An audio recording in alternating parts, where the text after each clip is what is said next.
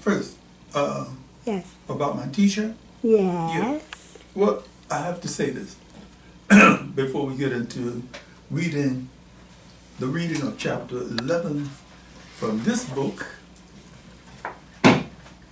Shackles Across Shackles Across Time.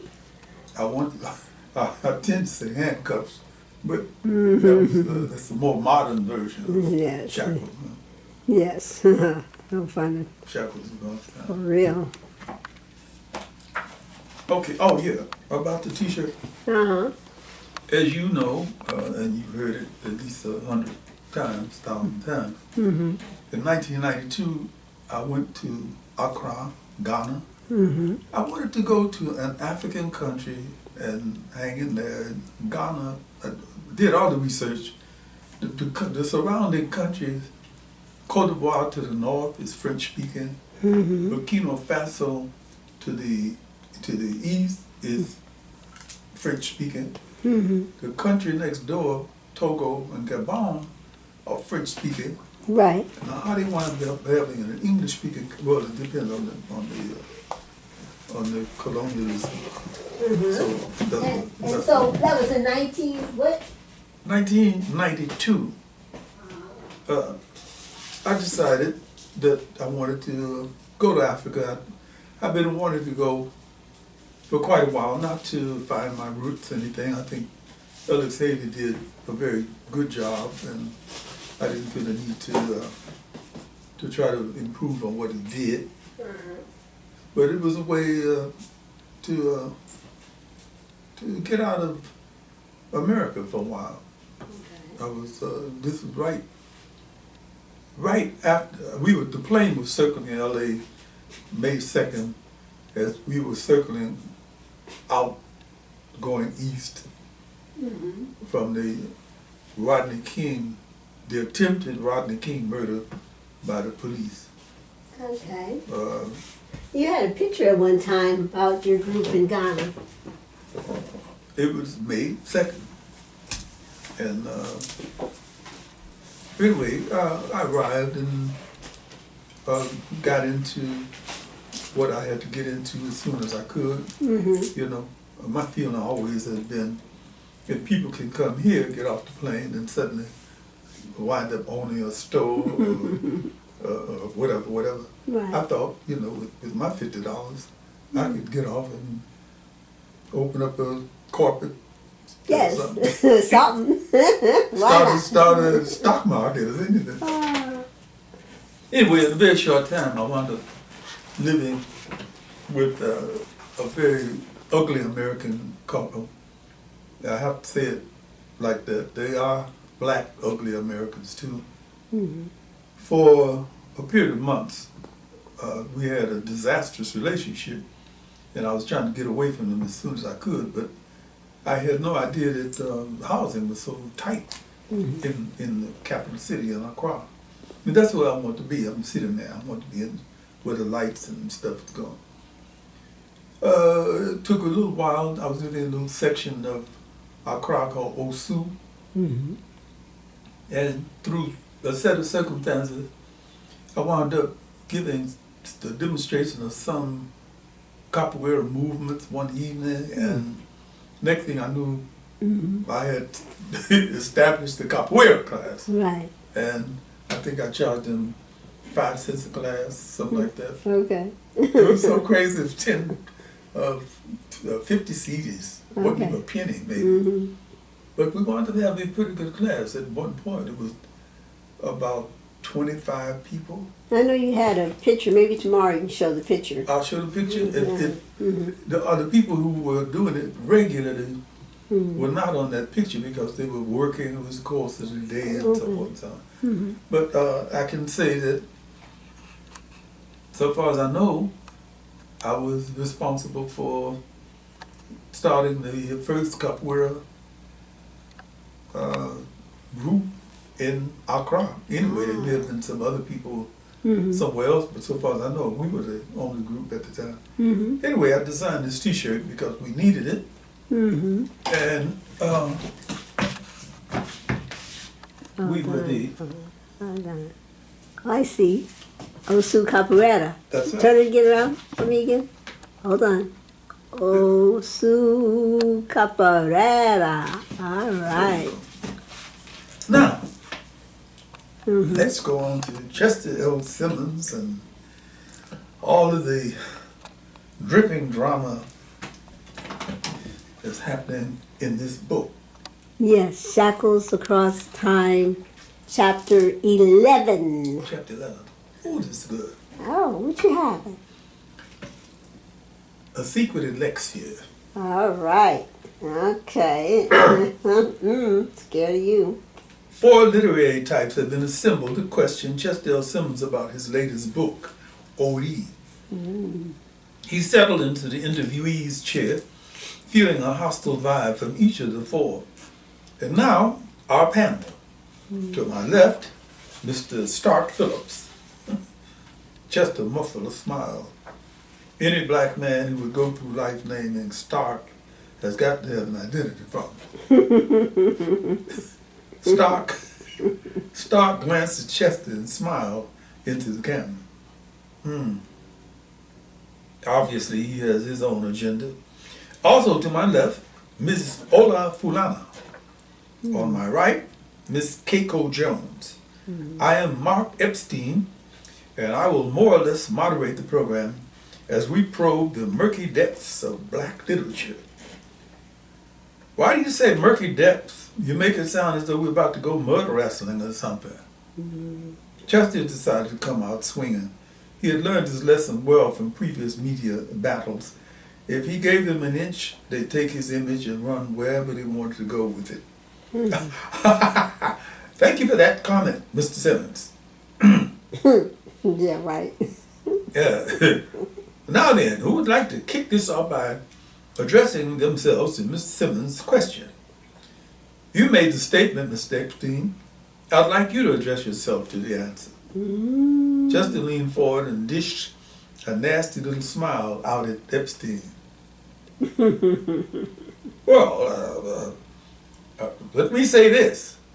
If I were a Jewish writer, would we start talking about the murky depths of Jewish literature or the murky depths of Russian American literature?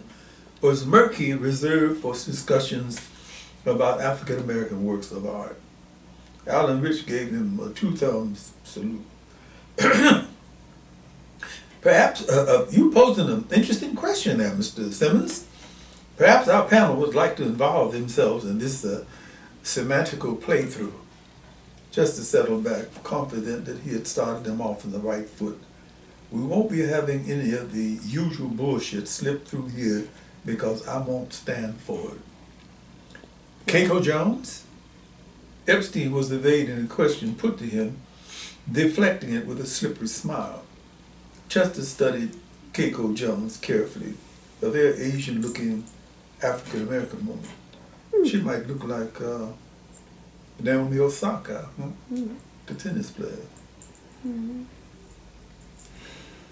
I'd like to say first off that I'm not quite comfortable with the very idea of all this ethnicity stuff. I mean, let's face it, what does any of that kind of thinking have to do with multi-ethnic people such as myself?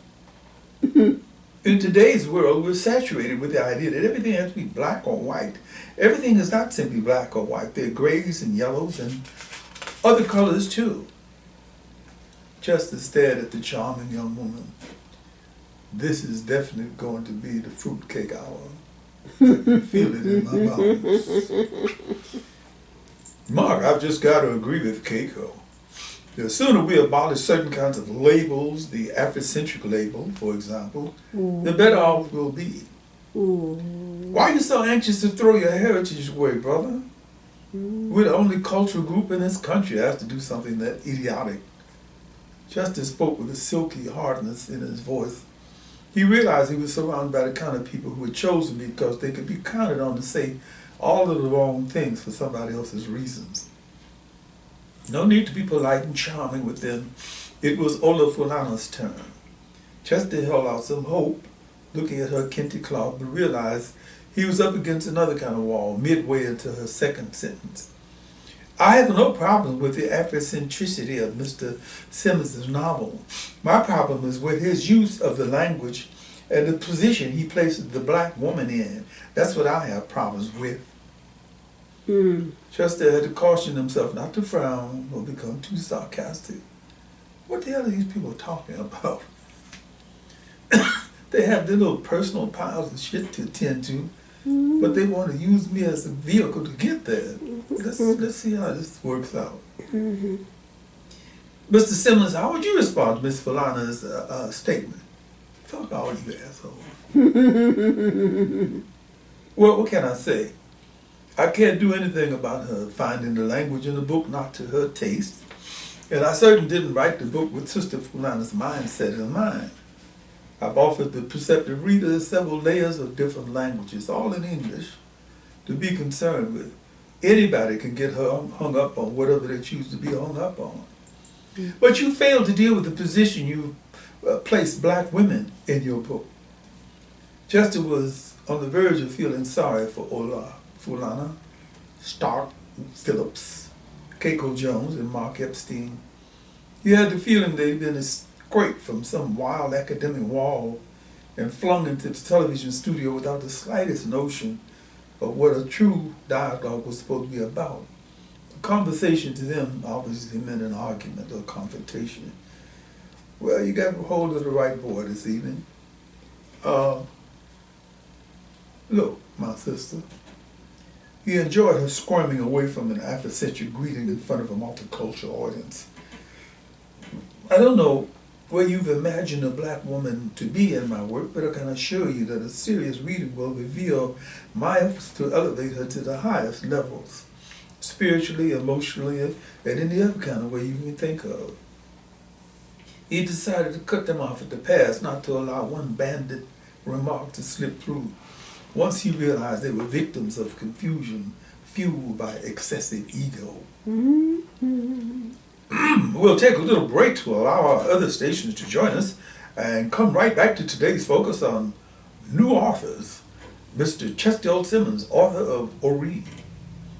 Chester noticed that they exchanged comments with each other and made doodling commentaries on the paper in front of them, but no one looked in his direction during the brief non-commercial break. With a bunch of fart brains. The makeup woman, a small, tightly muscled blonde with china blue eyes, expertly brushed his face with a powder puff as she whispered, "Give the idiots hell, Mr. Simmons, give them hell." Welcome back to New Authors. Our guest this evening is the provocative and stimulating Mr. Chester L. Simmons, author of Odie, an adventurous tale of intrigue and mystery.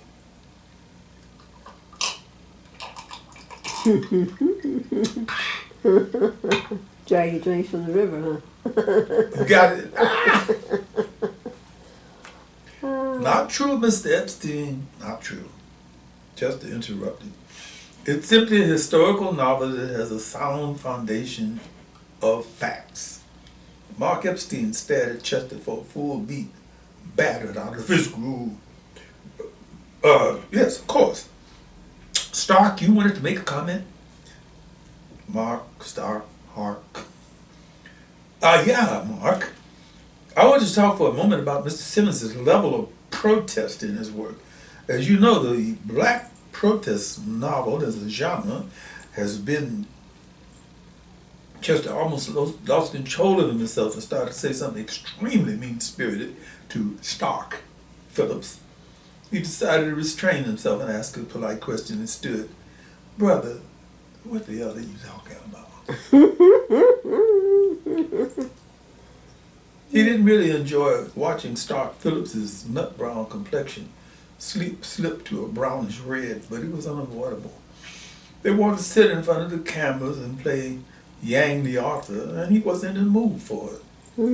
Mark Epstein jumped to the top of the rampart as Stark scribbled furiously on a sheet of paper in front of him. What I think Stark is trying to suggest is that Odie, as a work in the black protest genre, it is not a work in the black protest genre, period. The whole scene went black for a few dull moments. No one could think of anything to throw at Chester L. Simmons. He decided to stay on the offensive. I swear, I don't know how long it's going to take, but I sincerely wish that some people would stop assuming that African American writers only write in the protest genre. I think we would all benefit from a generous lack of stereotyping that seems to be prevalent in some so-called intellectual circles. They hadn't expected him to jump out of the box the way he was doing it. He could tell from the evasive expressions that flitted across their faces. Keiko Jones, the African-looking Asian woman, straightened up in her seat.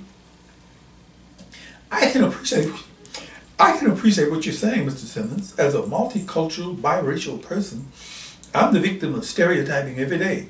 I mean, people judge me by my looks alone. And Miss Jones, yes? Why don't you save your personal identity problem for another show?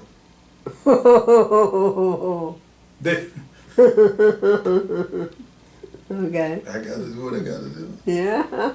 They were in a psychological updraft. He could feel it and didn't give a damn. Mm-hmm. Oh, I don't have an identity problem. Not at all. My dad was mixed with Indian, French, Spanish, and African. And my mom was Japanese, which makes me multicultural, biracial. If you want to believe that, that's your personal business. However, I'd like to suggest you take a hard look at yourself in an old-fashioned American mirror after this show is over. Mark Epstein's forehead was beaded with a fine grain of perspiration, and his eyes were glistening. Mr. Simmons, may I interject something here? By all means, please interject. From all that's been said here thus far, Ori seems to be the kind of book that offers us an agenda/menu filled with an enormous number of angles to look at. Just a low profile his sarcasm for the greatest possible impact. I'm inclined to agree with you. Ori does offer an enormous number of angles to look at. He left the other shoe dangling in midair. It didn't require the finishing touch. Would have been if one of you poop butts had decided to read the damn thing. Once again, my name is Mark Epstein, and we have just concluded an interview with the controversial author, Chester L. Simmons. Sorry, Mr. Epstein. I wasn't controversial until I arrived here this evening. Mark Epstein rolled his eyes in Chester's direction, a hard, hostile look in them. Thank you for being our guest, Mr. Simmons, here on New Authors. It was definitely my pleasure. The studio's lights were dim, and the obligatory behind-the-scenes handshakes were done as quickly as possible. Mr. Simmons, you're not the easiest guy in the world to interview, That's not true, Mr. Epstein. It's just that I won't participate in bullshit. Stark, Phillips, and Keiko Jones flashed intimidated smiles in his direction and skipped out of the side exit. Ola Fulana lingered near Mark Epstein's shoulder for a few moments before she cut in. You know something, Mr. Simmons? I think we would have had a much more successful interview with you if we had focused on your book. He blindsided her with a quick hug and a kiss on the left cheek. Mark Epstein tippy-toed away. Circumstances forced me to agree with you. Maybe next time. Alan Rich strode through the television studio corridors beside him, looking vaguely puzzled. Just to tell him, what the hell was that all about? Who knows, Alan? There are times when people are simply out of sync. I think in this case, they came for one purpose and I wasn't there for that. Alan shocked him by busting into loud laughter and wringing his right hand. Shit, you kicked ass and took names. Wow. Thank you to appreciate it. Yeah. Okay. They popped into the elevator. Alan Rich, still gripped by his personal contagion of humor, just shared the vibes with a smile. How would you compare this one with the one in Birmingham? Alan's laughter faded like a shadow. Now that was heavy. I mean heavy. Good evening, folks. Our regular moderator is sick this week. We all know how we have this flu going around. Jonathan Swinelow is going to be substituting for Steve Earhart. After the half hour was over and the cameras stopped rolling, Justin Swinehart had to be restrained from having an old-fashioned down and dirty fist fight. Okay. The catalyst for the activity was not complex. Swinelow was of the opinion that blacks should put the kind of thing that you're writing about behind them. It's something that happened. So now let's get on with it. Why do you insist on beating a dead horse? Justin disagreed passionately. Once again, we have a whiteboard telling us to forget what they did to us. I think we've shown superhuman decency to soft pedal this horrible history. We shouldn't be asked to forget it too. That's a bit much. Do you think Hitler, if he were alive today, could persuade the Jews, the Gypsies, the Ukrainians, the Poles, the physically challenged, the mentally retarded to forget what he did to them? I don't think so. And it had gone downhill from there, all the way downhill, all the way to the physical. They stepped from the elevator, still up from the recent happening. We've got the Chicago Current Events show tomorrow morning. That right?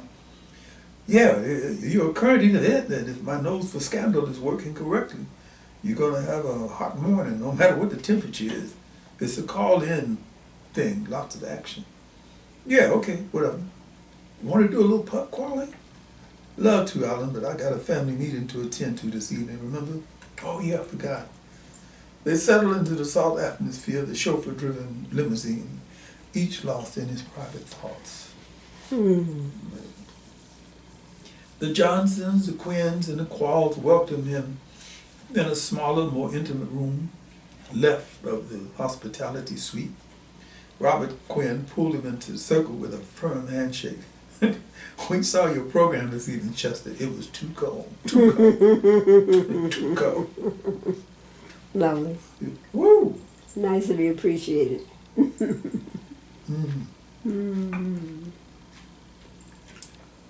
I like that. Appreciate it. It was great to see Mark Epstein get his slump for a change. They usually have people on the show who are so desperate to be there, they'll take anything he dishes out. And those clowns who were supposed to be interviewing you, they bubble around sipping wine and fine liquors. He felt at ease, grateful to be back in the family groove, even if it wasn't his own. Can we bring it down, please? Can we bring it down? Thank you, Chester. We have 3 specific reasons for our meeting here this evening. They'll watch Robert Quinn do a dramatic pause. Number 1, we thought it would be interesting to share a reading of the last chapter of Odie, your excellent book about us. I think we're all in agreement that it is indeed a very fine work. They greeted Robert Quinn's compliment with serious applause. Number 2, we would like to share some data with you that, as a writer-historian, will certainly find of some interest. And finally, most importantly, we would like to commission you to do a bit of detective work for us. We'll get into the details after our reading. Now then, can we offer you some refreshment? They seated him in a comfortable chair within the loosely arranged circle, placed trays of finger foods within each easy reach, and took his order for a double scotch on the rocks. He panned the group. Everyone's there, including Bella Quinn, who looked a bit sleepy. He guessed she'd been sedated. Tabula, the nymph, surreptitiously studied the crotches of the men in the house, including his. Just almost choked on his drink to see each one of the adults put out a copy of Odie. Robert Quinn made a broad wink. My wonderful secretary, Mrs. Simmons, thought this would be a good idea. When I see her again, I have to ask her to add a few more letters to her name so that she can be called Mrs. Simmons. They enjoyed his little joke and settled back to listen to a reading of the last chapter of his book. So, we're at chapter 12, and I think I'll read it. Because it's the last chapter of this man's book, and this is a short chapter. All right. This is a reading from the book of Chester Simmon wrote called Odie. Uh-huh. Wow.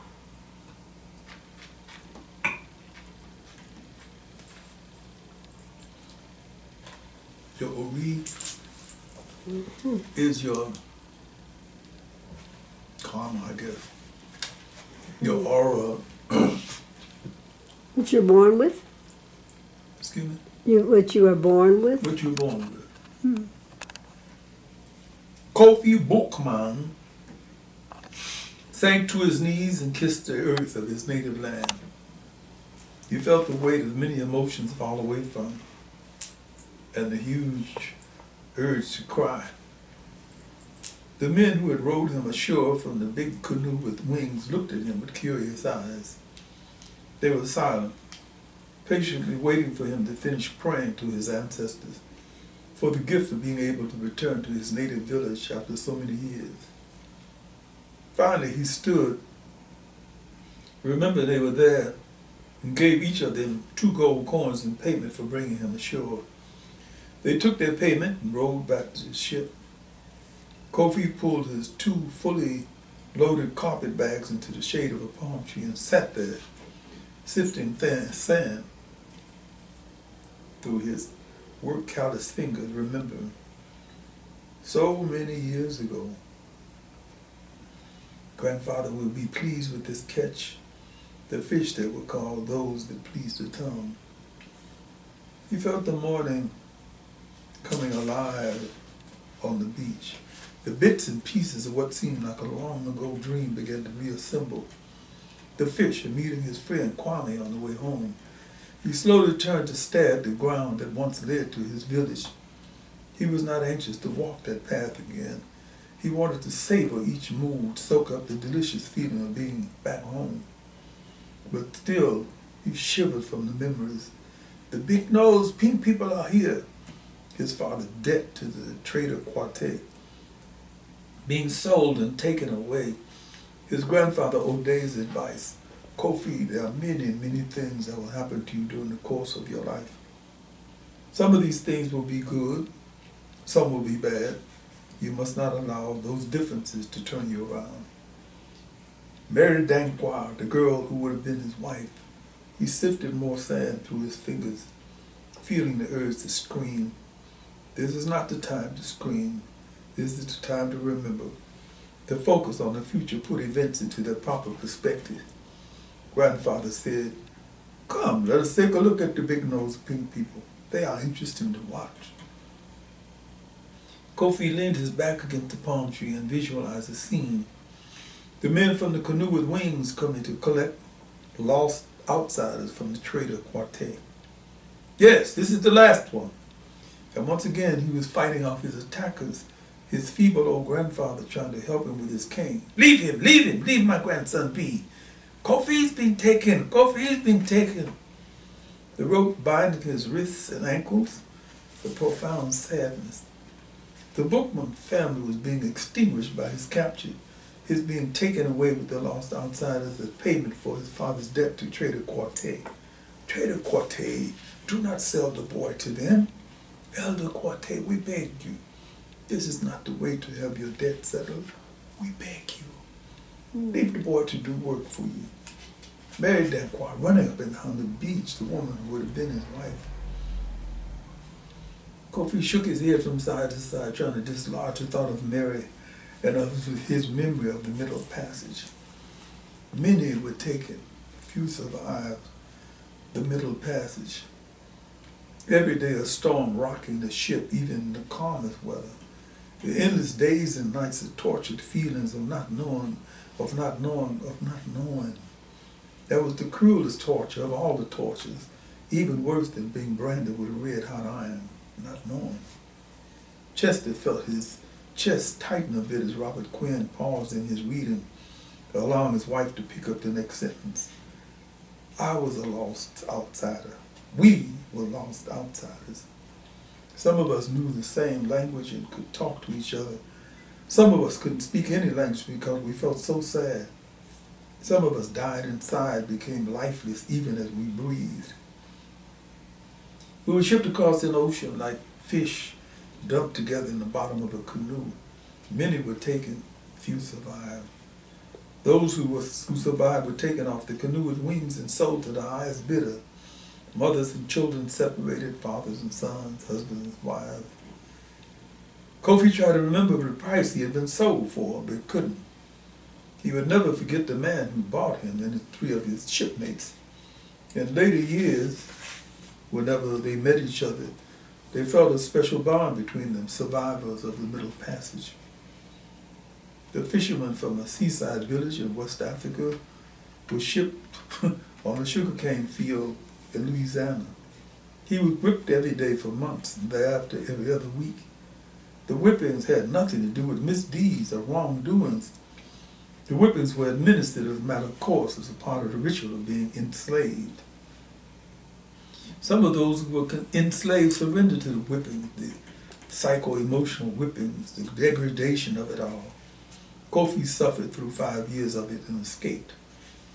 He was recaptured the first time because he escaped from Monroe, Louisiana to Lafayette, Louisiana. The second time, after consultation with a Bokor from his own land, he was given the power of invisibility and wound up in Des Moines, Iowa. No one could understand how it had been done. He didn't clearly understand it himself. All he knew is that he had gone through the European version of hell for the Africans and come out the other side, escaped from chattel slavery, a victim of Euro-American peonage. There was no magic to that. He couldn't clearly remember what it felt like to go from 20 hours a day without pay to 16 hours a day for very little pay. Each a day was a duplicate of the last day. From the south to the north, from chattel slavery to serfdom, peonage, in addition to the other types of bondage in between, the bondages of foreign customs, values, language. And now I'm back, away from all of that, after 10 years. Small knots of curious children gathered around him, and then a few adults. They were people from his home village, the village he'd been taken from. They stared shyly at him, not knowing who he was or what he represented. The slave business had made everyone distrustful of strangers. When he spoke a few words of their language, they were astonished and ran to fetch their elders. None of them recognized him at first. He was not the Kofi they had performed a ceremonial burial for. He was not the dead grandson they remembered in their prayers. He couldn't be anyone because no one who had ever been taken to America had ever returned. He was no one. Kofi Botang Bokman, known in America as Sam Nigger, stood in the center of where his ancestral village once thrived and slowly turned around to take it all in. The people seemed different, but that is to be expected. What remains the same after 10 years? The problem that he see immediately was not how they related to him, but how he related to them. He felt dizzy, weak from his long journey that had started from the day he was taken away until his return.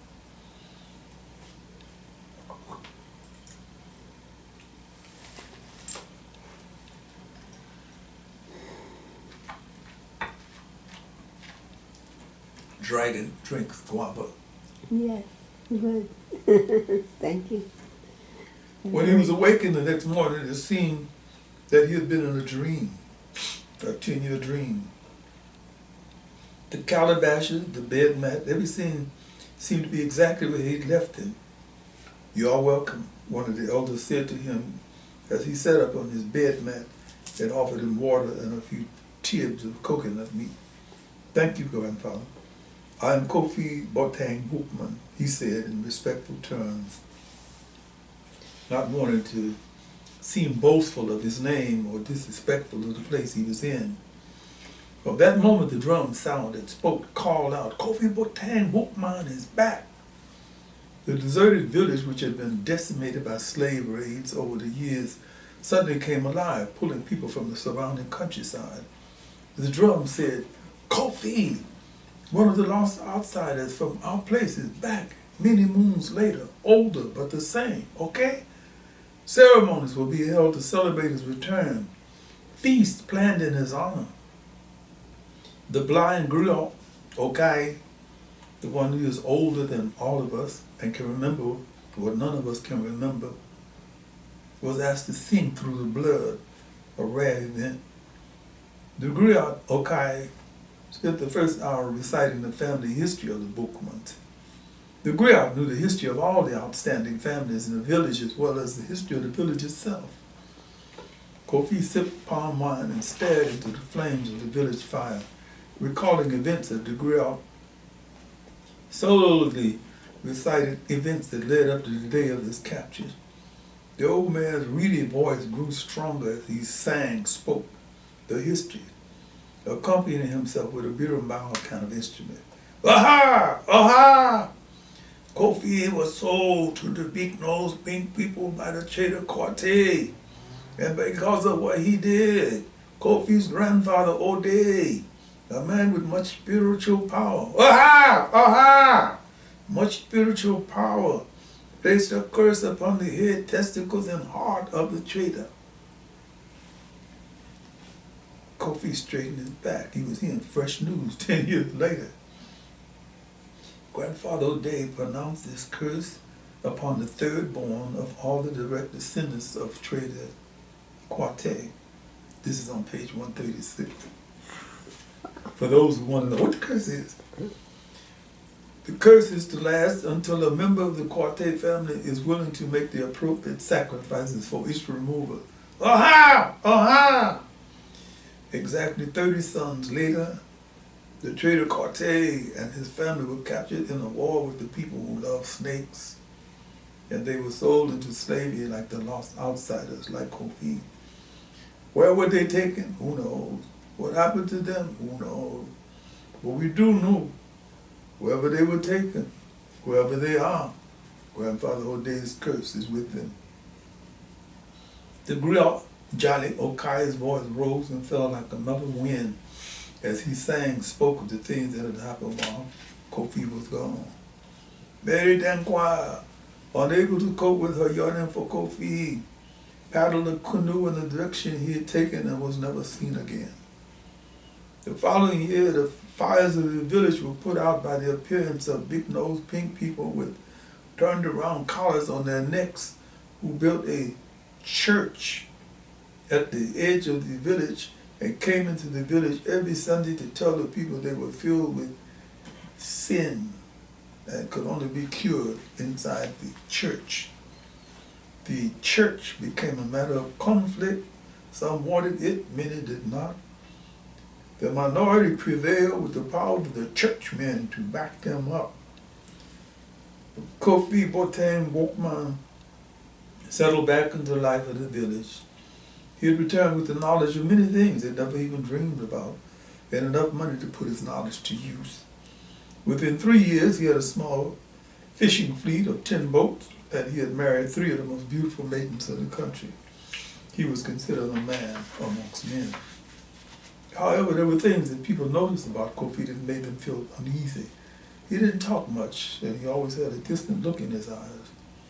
The Christians, people from the church, came to see him and were chased away from his compound with such force that they never returned. He spoke at length to the old blind griot Yali about things and lands beyond their village. He made the old man understand that he wanted him to have the information about these matters to pass on to future generations so they would know and understand what had happened to those who were taken away. Kofi Boateng Bookman had many children by his 3 wives. Some say 12, some say 24. And they became the backbone of the village. He made it a point to send them out into the world to be educated, boys and girls alike. Many of the people in the village did not like the idea of girls being educated, but Kofi was too powerful for them to do anything about the concern. Nationhood was one of the great things on Kofi Boateng Bookman's mind, and when he spoke publicly, which was seldom. It was about creating a nation. Once again, there were people who did not welcome this idea of being a part of a nation. He told them, it may be difficult for you to understand the meaning of what I'm talking about, but if you compare it to nature to see what we see in nature, you will understand. The fish are more powerful when there are thousands of them swimming together in one direction. We may catch a few of them, but thousands will escape because there's power in numbers. The lions are more powerful when they're in a pride. 1 or 2 cannot hunt as well as 8 or 10. So once again, we see strength in numbers. The honeybees show us what can be done if all of the members of the hive know what they should be doing and when they should be doing it. All of this shows us that the people of our village, of our nation, should pay more attention to the natural world. Our way of life is being threatened by outsiders, both by the big noses and the others. Why? Because we do not think like fish, the lion, or the honeybees. Kofi Bookman was a man of vision. He had not allowed the horrible experience of being enslaved to work against him. He took the best of what he had suffered, what tradition and heritage offered, and tried to utilize all that he could do in his daily life. Way back there in the 18th century, he could clearly see the need for a strong nation, one that would be capable of withstanding the onslaught of the European colonial expansion and internal disturbances. Odie does not claim to be a factual account of one man's life or the exact history of a time, but rather an effort to show what can happen during the course of an individual's life within a certain time span and beyond. I'd like to have everybody understand that. They closed their books as though given a cue and sat silently for a moment. Dinah Quinn broke the silence. We're requesting that all the children return to their rooms at this time. The elders have some important matters to discuss. Chester wasn't surprised to see a disgusted look on Tabula's face. Taiwo and Kehinde, the twins, looked relieved, and Benjamin paused to peck both of his pants from his cheeks as he waddled out on his flippered feet. The elders were left to discuss important matters. Now then, now that the young'uns are gone, they laughed politely, sharing the feelings of parents about their children. Robert Quinn turned to Chester with a solemn expression on his face. Chester, we thought, in view of the interest that you've shown in our family, that we could share some information. We can't really say what can be done with this information, but we'd like to share it with you anyway. Chester frowned with curiosity. Putting our unique resources together, the Quinn organization, Jesse and Francine's export-import business, Africa House, and Dr. Frank Johnson, professor of African American history, and Mrs. Mary Quist Johnson, ethnomusicology. There's a lot of weight here. And others. They shared polite smiles, laughs, but Chester took note of a serious attitude underneath. We pooled our resources, technologically and otherwise, and came up with some startling information. Preliminary computer data has revealed to us that for the past century, the third born of each of the direct descendants of Quartey, the trader, has been born with a problem of some sort, either physical, mental, whatever. So bottom line, you're saying is you believe that the curse is actually at work? Chester swept his gaze around the circle, questioning each of them with his eyes. Frank Johnson hesitated a moment before speaking. The rest of the family seemed preoccupied. I'd like to say I don't believe in curses. I've never believed that anyone could put a spell on me or any of that. But now, for the first time, because of the data, that seems too conclusive to be accidental. Mary Quist Johnson stared at a distant point as she spoke. It's real. I told you that. It's real. I knew it was real before we got the information from the computer. Suddenly the emotional dam had been opened. They all wanted to speak at the same time. Chester held his hands up, signaling for quiet. Hey, I'm puzzled. Why haven't you guys been able to figure this thing out before? Francine Qualls popped up from her seat to speak. You know why? Let me tell you why. Before Jesse and I went into our business, I was a public health nurse in New York. And I was into it for a couple of years in Augusta before our business took off. You know what I discovered? As a public health nurse in one of the largest, most sophisticated cities in the world, I found that the infant mortality rate for African American babies is so high that none of the statistics really reflect the truth. Under the circumstances, if a black baby is born with a double set of ears or forearms or whatever, it's simply written off. Or it may not be recorded at all. It's quite easy for me to understand how a child with a curse on it would slip through the net. In a way, most of our children are cursed from birth. Nods and mumbles of agreement were voiced. Robert Quinn's baritone muted the other voices. The sister's right on the money. However, the distinction we're looking at has to do with a direct, specific kind of thing. The third child of each one of our children will have a child with a problem if we don't make an effort to do something about it right now. If we don't do something, we're condemning future generations to have a Bella, a Tabula, or a Benjamin. Sorry, guys. Reasonable, sensible people. Chester watched them digest the information given them.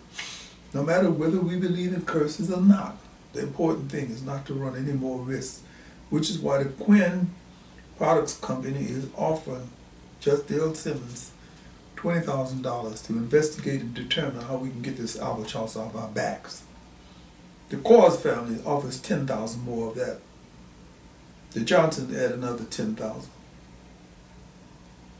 Chester shook his head with disbelief. Whoa, wait a minute. I'm not a private eye, I'm a writer. That's the main reason why we're asking you.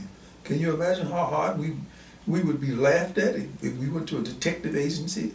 Excuse me, Mr. Private Eye, would you please go to West Africa and locate the family of dude who put this curse on us? Chester stared into the faces that were staring at them. They were completely serious. Run this past me one more time, folks, real slow. We want to commission you to go down to speak with the Bookman family. They are there. We've checked them to locate that person or persons who would be responsible for taking this thing off of us. Why couldn't one of you all do it? They looked at him like a dummy with a glued-on tail. What would we say? My great-great-great-great-granddaddy sold your great-great-great-granddaddy and had a curse put on him as a result? Would you scratch it off the books, please? Chester, you've been to Africa, you know how things are done. Jesse Qualls leveled it out to him. We want you to be our Oshami. That's the God word for mediator, go-between, spokesman. Whew. Wow, this is really hard to believe, you know what I'm saying? Yes, it is unbelievable, isn't it? But each one of us has a child who is a reflection of what we're talking about. We compare notes. Just as suddenly it felt a trickle of perspiration slip down his left side. It was one thing to write a work of fiction that some basis in truth, but to become part of the whole thing, that was something else. Look, I need a minute to think about this. I feel honored that you would consider me the best person for the job. Let me sleep on it. I'll give you my answer tomorrow. The group gave him a collective nod of approval and began to disperse. Hey y'all, the kids in bed for the night. Why don't we run down to Kidoko's and drink a little beer? Chester eased away. What a lively group. Sorry guys, Uncle Chester has a date in AM. Gotta get my beauty rest. Have one for me. Robert Quinn followed him into the corridor, holding his elbow like an old-fashioned politician. Chester, this whole cursed business would seem bizarre to some people, but it's a reality to us. I hope you understand that. I do understand, Bob. Believe me, I do. Whew. and that's where we are ending it this moment in time. Into chapter 13 next time. Appropriate, chapter 13. Yes. Woo! It's sort of yeah, indeed. Wonder if he's going to say yes. It makes sense if he said no. Even for 40 grand. well, okay. You know, take the money and run. That wouldn't be his motivation, or that would be a nice sum money. Right. But it's just the whole notion. I'm trying to make Chester throughout, not somebody who's after money or fame, for that matter. He's after down earth. You know, some kind of first of all, he served time in jail. You know, he knows something about what the real world is like, and he's been in part of it for a long time. What I'm trying to show, with them willing to offer some money, is that put your money where your mouth is. Yeah. That's the rationale for it. You want somebody to do something for you, you got to do something for them. Right. So willing to offer 40 grand. By the time you get to playing airfare and so forth and so on, you know, this money goes fast. Right. I was delightfully surprised. Remember the review? I think it was Kirkus. Oh yeah, yeah. Kirkus did it, Real good except review. that it was crazy because the first part of the review was complimentary, and the second part seemed like it was written by somebody else who didn't quite. Weren't quite sure. Not yet, Yeah, you know. right. Well, it's such an unusual book. Okay, it's not your run of the mill. It is Shackles Across Time. Shackles Across Time. So they could identify maybe with the first part, but as they moved across time, they couldn't identify. I tell you one of the things that I picked out, and I want to belabor the point. The reviewer took exception to the fact that Chester had these exchanges with these people who were interviewing him. Oh. That sounded a little bit too Easy. a little bit too antagonistic. Okay. It didn't flow with the rest of the flow. Blah blah blah. Well, artists and writers, especially, and artists can be difficult people. I think so, and I hope so. You know, I'm cheerfully include myself in the disagreeable bunch. We didn't come here agreeably. No, I don't know if it was true, you know, but I think I've told you, they say that the Picasso's children were upset with him because he wasn't the father they wanted him to be. And he assured them when they were conceived, he was not thinking about having children. So don't, not to blame him for not being their father that they wanted. Well, you got that right.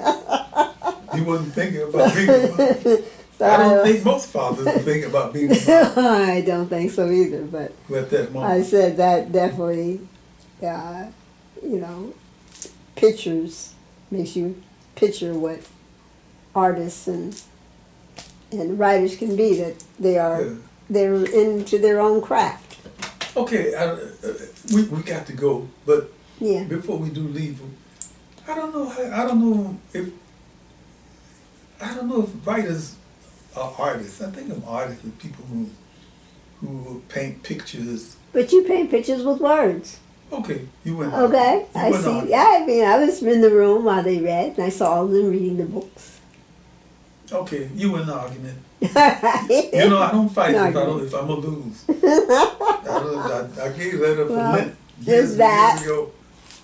With that, let us conclude this YouTube video. Okay. And this was chapter 11 and 12. 11 and 12. Oh, God, I have to 11 and 12 of Shackles Across Time, read by Odie Hawkins, wearing his Osu Capoeira shirt from Accra, Ghana, mucho years ago. Isn't that funny, the whole combination? I was right here. Ah, right there. Yeah, right here in Ghana when I wrote it. I mean, when There you I go. had the shirt made. And thank you, Nana Ochede Coin II, who was both the chief of a war chief at that. Mm-hmm. And very unusual for a woman. Yes, right there.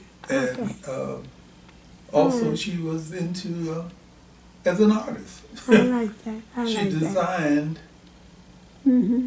all kinds of things. I remember being, this was a very interesting thing when you deal with people in business. An Armenian woman came, a Lebanese woman came. We were sitting on a balcony with the, our house looked. And the woman came up and she had a big wad of money.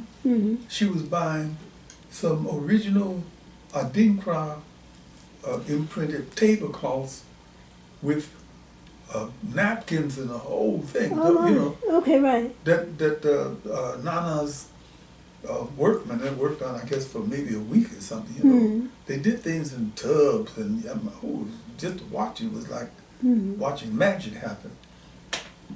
And as the guest, I was introduced to Miss so-and-so, so-and-so, and the woman gave the money to Nana, and she gave it to me because that's the way you do it. I counted. And so somebody bought me a glass of water, which is how you do it. You dip your hand in the water, keep your finger from getting sticky. Right. And I'm sitting there counting so many seeds, I lost count. Midway through it, I think it was like 25,000 or more. No, what am I talking about? There were 9,000 CDs to the dollar in 1992, from 92 to when I left, 95. So 9,000 to the dollar. I think she paid something like $50 for this, so you can imagine just huge amount. I'm counting anyway. 45,000. I'm sure I miscounted it, but it was enough stacked up there so that it was okay. Oh my goodness. But in terms of having people see what it is you're talking about, I'm trying to make some effort to make Africa live for people who maybe never been there, especially live in the way that I lived there, which is to go rent a little house and live. Well, see how long that one can do that with the CRA since year of the return, but then with the pandemic, who knows? Back to Shackles Across Time. Okay, back to Shackles Across Time. It can be purchased on Amazon, Author House, Barnes & Noble, local bookstore. Just go in and say, I want a copy of Shackles Across Time by Odie Hawkins. Right. And Odie Hawkins' website is www.odiehawkins.com. If you like this video, please hit the like button and also subscribe. Thank you very much. Thank you so much. Until next time. Ashe.